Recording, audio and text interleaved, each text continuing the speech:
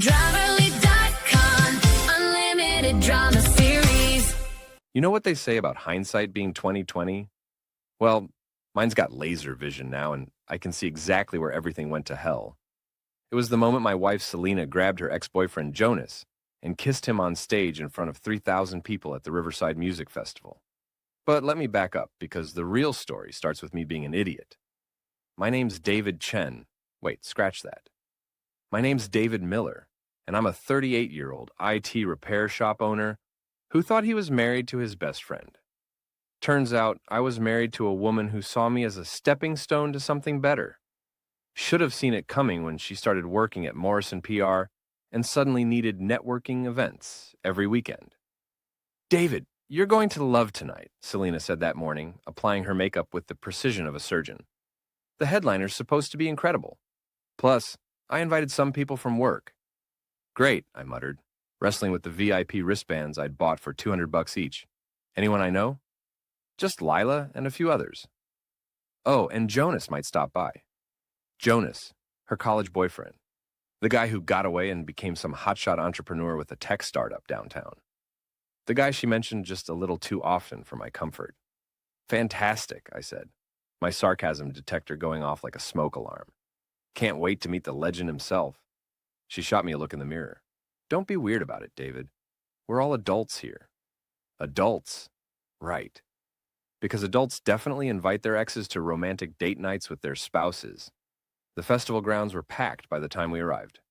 Riverside's annual music fest had grown from a small community event to a legitimate attraction, complete with food trucks, craft beer tents, and a main stage that could have hosted a small concert tour. The whole thing was live-streamed on social media, because apparently nothing happens anymore unless it's documented for the internet. "There's Lila," Selena waved at her best friend, a petite brunette who always seemed to be organizing something. Lila ran the town's event planning business and had her fingers in every social pie within 50 miles. "Selena, David!" Lila hugged us both, but her smile seemed a little too bright. "This is going to be such an amazing night. The energy here is incredible." That's when I saw him. Jonas Whitman, looking like he'd stepped out of a men's fashion magazine. Tall, perfectly styled hair, wearing a casual button-down that probably cost more than my monthly rent.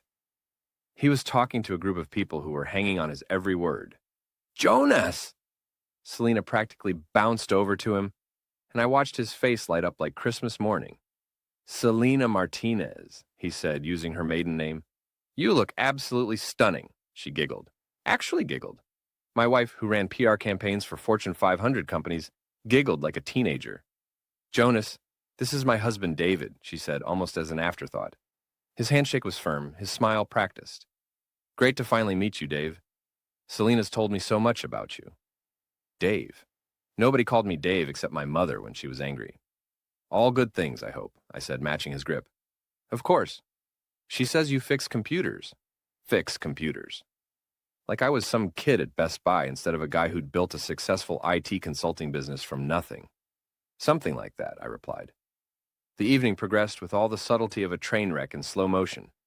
Jonas had somehow positioned himself in our VIP section, regaling everyone with stories about his startup's latest funding round.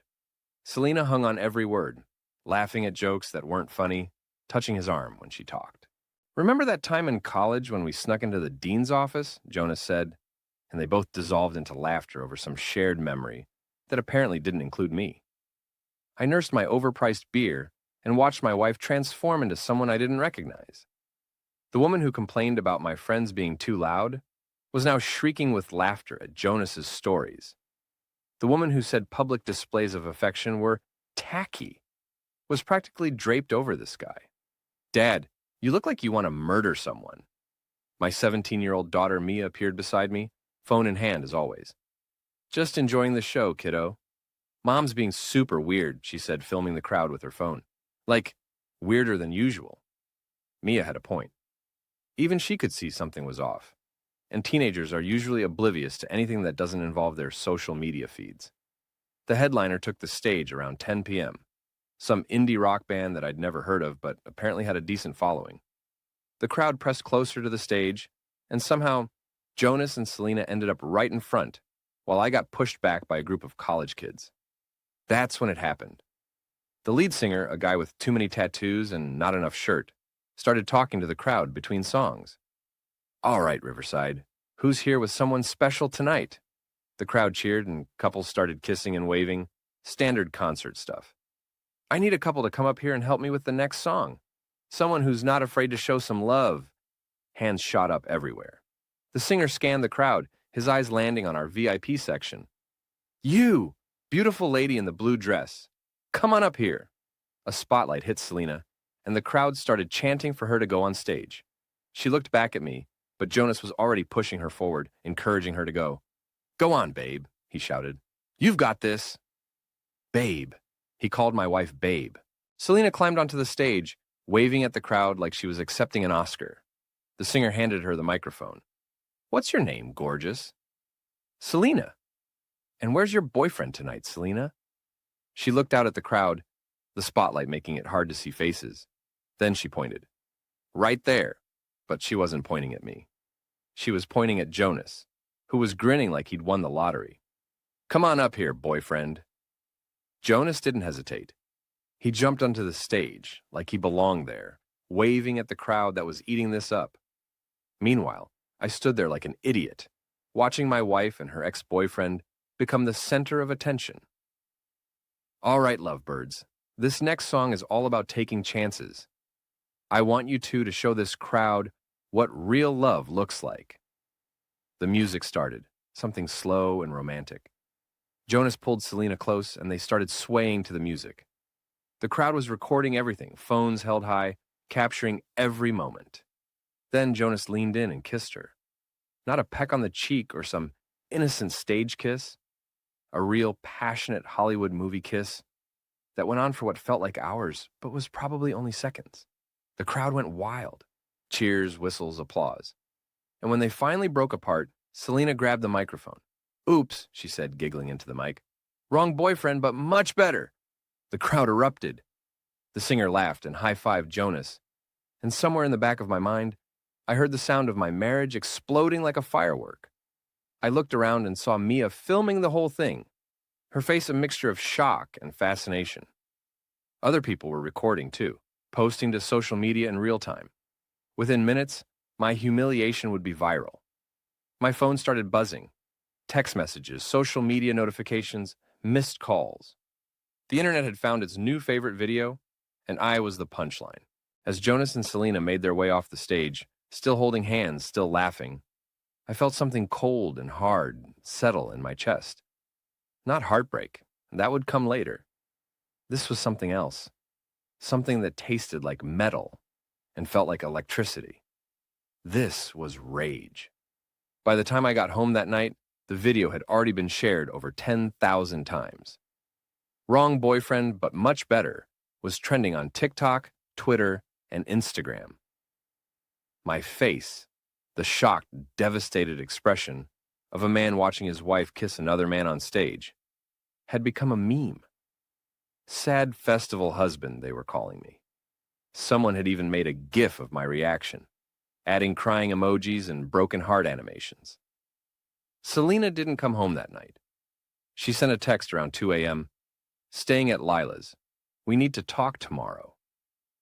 We need to talk. 20 years of marriage reduced to the most cliché breakup line in history. I spent the night in my home office watching the video spread across the internet like a virus. The comments were brutal. Dude got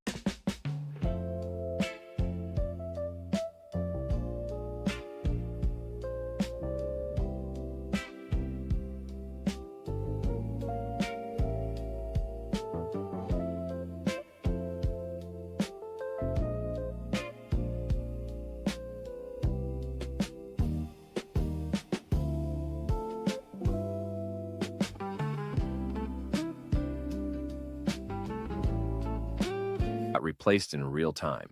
This is why you never let your girl hang with her ex. RIP to this man's dignity. Plot twist. She planned this whole thing. That last comment stuck with me. Had she planned this?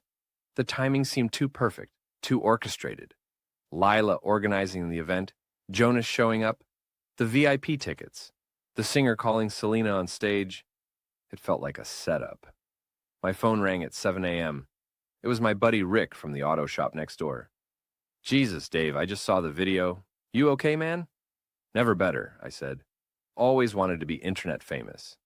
Look, if you need anything, I'm fine, Rick, really. But I wasn't fine. I was the opposite of fine. I was a man whose wife had publicly humiliated him in front of thousands of people, and now millions more online. Selena showed up around noon, looking like she'd spent the night crying. Or maybe that was just wishful thinking. David, we need to talk. I figured. Coffee? We sat at our kitchen table like strangers. She kept fidgeting with her wedding ring, sliding it up and down her finger. I don't know how to explain what happened last night, she started. Try me, I've got time. It wasn't planned. The whole thing just happened. The music, the crowd, the energy. It felt like college again. College, right. When you were dating Jonas. That was 20 years ago, David. Didn't look like ancient history last night. She sighed, the kind of dramatic exhale she used when she thought I was being unreasonable. I've been thinking about us lately, about whether we're happy, whether we're right for each other. And you decided to figure that out by making out with your ex on stage? It wasn't like that. It was exactly like that, Selena. I was there. So were 3,000 other people. And thanks to the internet, so was everyone else. She started crying then, but they felt like performance tears. The kind she used during arguments when she wanted me to feel guilty for being upset. I think we should separate, she said, just for a while, to figure things out. Let me guess, you'll be figuring things out with Jonas? He's been a good friend during a difficult time. I bet he has. She moved out that afternoon, taking 2 suitcases and promising to come back for the rest later. I watched her load her car from the kitchen window, noting how quickly she'd packed for someone who was supposedly conflicted about leaving. My phone kept buzzing with notifications. The video had been picked up by some of those viral content pages with names like Epic Fails and Relationship Disasters. Someone had even auto-tuned her wrong boyfriend line into a remix that was getting thousands of plays. Mia came home from school around 3 p.m., looking mortified. Dad, everyone's talking about the video. It's all over school. I'm sorry, kiddo. I know this is embarrassing. Where's Mom? She's staying at Aunt Lila's for a while. Mia nodded like she'd expected this. 17-year-olds are surprisingly perceptive about relationship drama. Are you guys getting divorced? I don't know yet. Good, she said, which surprised me. She's been acting weird lately anyway, all secretive and stuff. That evening, I drove to Murphy's bar downtown. I needed a drink and some friendly conversation, and Murphy's was where all the local business owners hung out. Rick would be there, along with Tom from the hardware store and maybe Janet, who ran the bookshop. But when I walked in, the conversation stopped. Everyone looked at me with a mixture of pity and curiosity. Rick waved me over, but I could feel the stares from other tables. Rough day? Rick asked. You could say that. First round's on me. I appreciated the gesture, but I could hear whispers from the other tables. Fragments of conversation drifted over. Saw the video? Can't believe she did that. Poor guy never saw it coming. That's when Jonas walked in. He looked around the bar like he owned the place, spotted me, and had the audacity to walk over. David, hey, can we talk? The entire bar went quiet.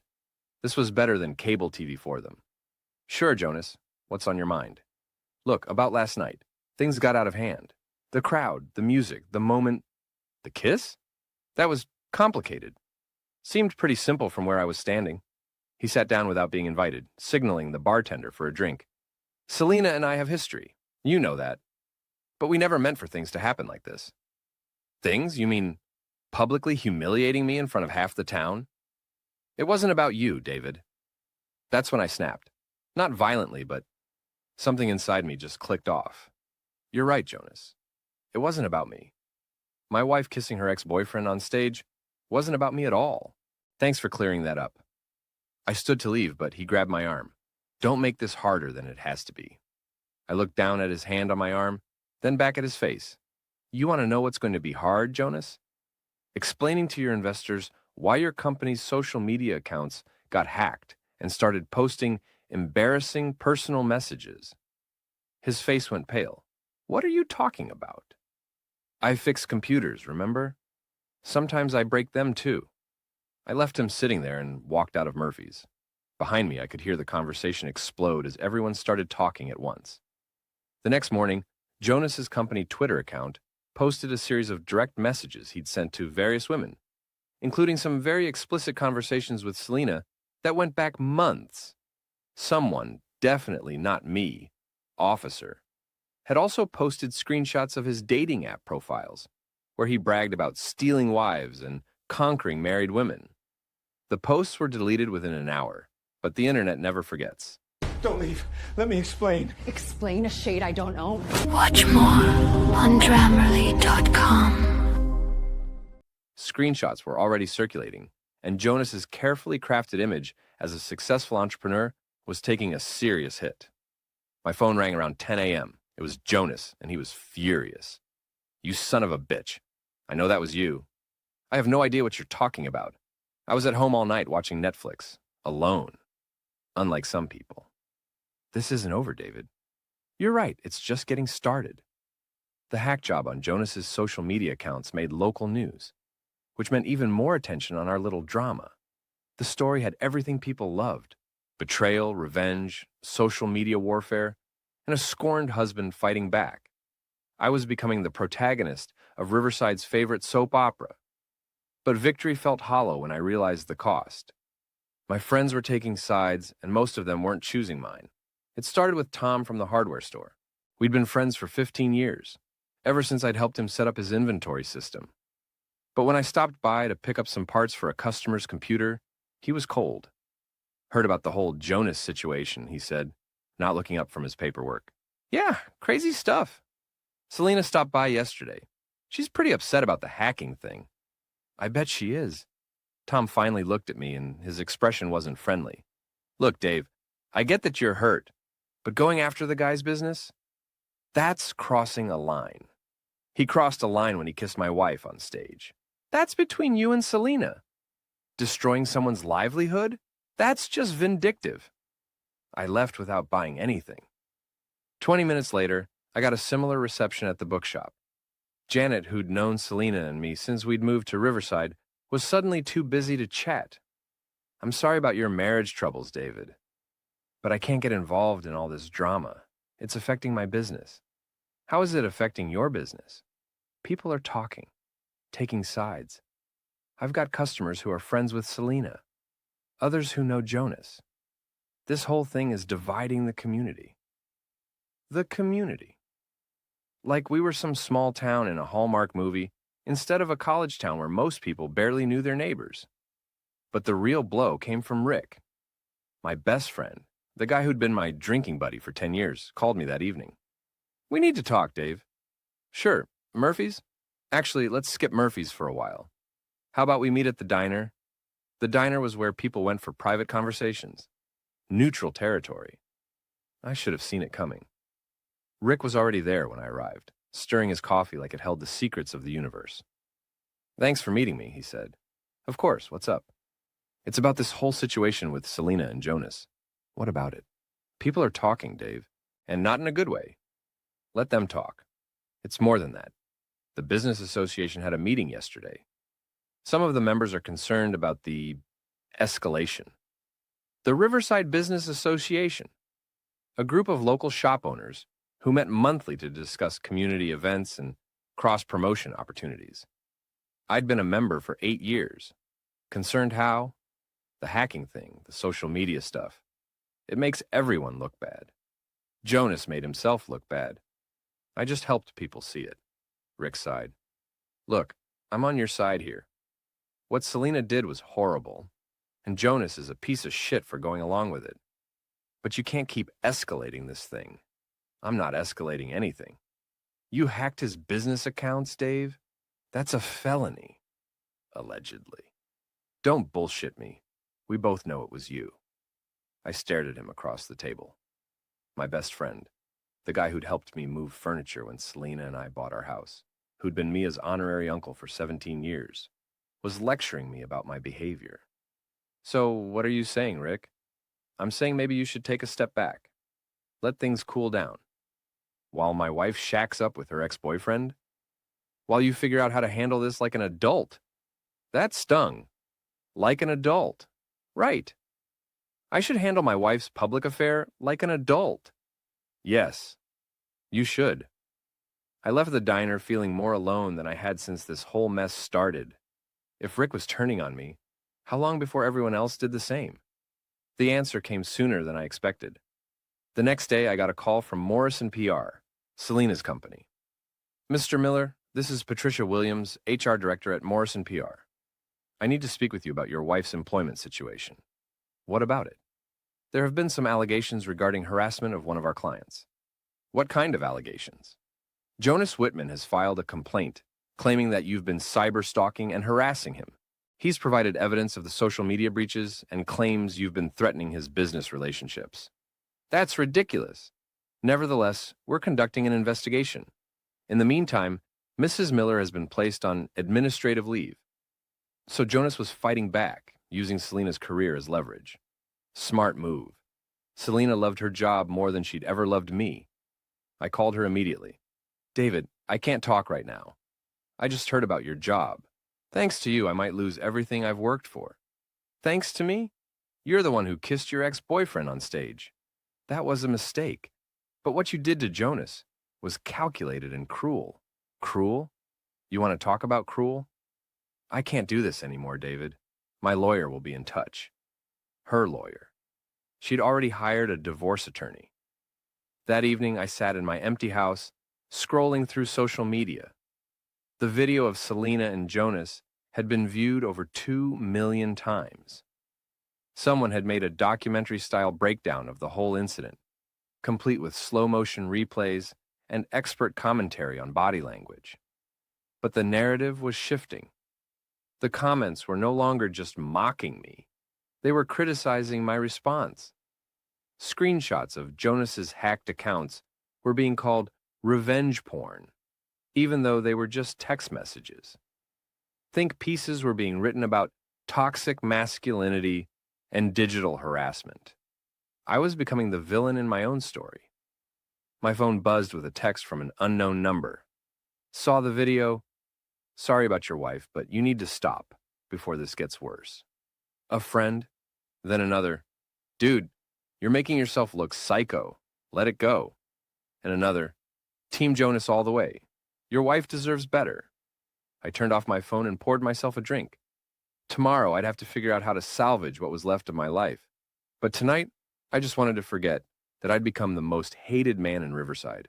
Outside, I could hear teenagers walking past my house, laughing about something on their phones.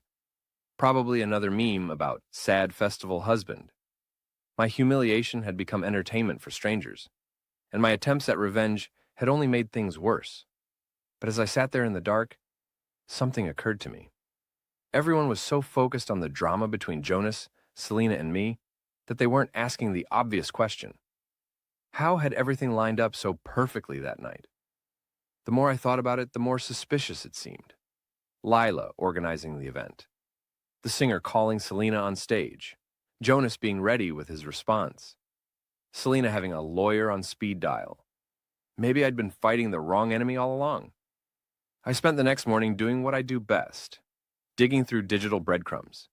If there was a conspiracy, there would be evidence. People always leave traces when they think they're being clever. Starting with Lila's event planning business, I found the contracts for the festival. Nothing unusual there. But then I checked the social media promotion. Lila had been pushing the live stream angle hard, emphasizing how anything could happen and you never know what surprises we have in store. Then I found the smoking gun, a group chat between Lila, Selena, and Jonas from 3 weeks before the festival. Lila, everything's set for Saturday. The band is on board. Selena, are you sure this is a good idea? Jonas, it's perfect. Natural, spontaneous, but with maximum impact. Lila, David will never see it coming. And once it's viral, there's no going back. Selena, I feel bad about blindsiding him like this. Jonas, he's held you back for years. This is your chance to break free. Lila, plus my event planning business will get massive exposure. Win-win. My hands were shaking as I screenshotted the entire conversation. They'd planned the whole thing. The spontaneous moment that destroyed my marriage had been choreographed like a Broadway show. But why would Lila orchestrate this? What did she gain besides some publicity for her business? I kept digging and found more messages, these between Lila and Jonas alone. Lila: once Selena leaves David, she'll need somewhere to stay. Jonas: she can move in with me. Lila: perfect. And when things get serious between you two, you'll need someone to plan the wedding. Jonas: you're devious. I like that. Lila: I prefer strategically minded. This whole thing will make me the most talked about event planner in 3 counties. So that was it. Lila had destroyed my marriage to drum up business for herself. She'd manipulated her best friend into publicly humiliating her husband, all for some social media buzz and potential wedding planning gigs. I was still processing this betrayal when my phone rang. It was Mia calling from school. Dad, you need to see something. What's wrong? Check Instagram. Lila just posted something about you. I opened the app and found Lila's latest post. A photo of her and Selena at some coffee shop, both looking concerned and supportive. The caption read, "Supporting my girl through a difficult time. Dealing with an abusive ex is never easy, but she's stronger than she knows. Survivor support, it's son, toxic masculinity. Women supporting women. Abusive ex." She was calling me abusive. The post had hundreds of likes and dozens of comments, all supporting Selena and condemning me. People who'd never met me were calling me a narcissistic stalker and a dangerous predator. Dad? Mia's voice brought me back to the phone call. I'm here. This is bullshit. You never hurt Mom. Never even raised your voice at her. I know, kiddo. I'm going to comment on the post. Tell people the truth. No, don't. It'll just make things worse for you at school. I don't care. They're lying about you. Mia, listen to me. Stay out of this, okay? I can handle it. But could I? My wife had left me. My friends had abandoned me. And now I was being painted as an abuser by the woman who'd orchestrated the whole thing. That afternoon, I drove to Lila's office. Her event planning business was located in a trendy part of downtown, all exposed brick and industrial lighting. Very Instagram friendly. She was on the phone when I walked in, but her expression changed when she saw me. I'll call you back, she said, hanging up quickly. David, what are you doing here? We need to talk. I don't think that's a good idea.